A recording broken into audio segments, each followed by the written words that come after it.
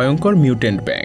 মাছ ধরার সময় থাইল্যান্ডের এক জেলে এই ব্যাঙগুলোকে খুঁজে পায়। মূলত এটা ব্যাঙ নয়, ভালো করে লক্ষ্য করলে দেখতে পাবেন এখানে দুইটা ব্যাঙ আছে যেগুলো একটা আরেকটার সাথে যুক্ত হয়ে গেছে।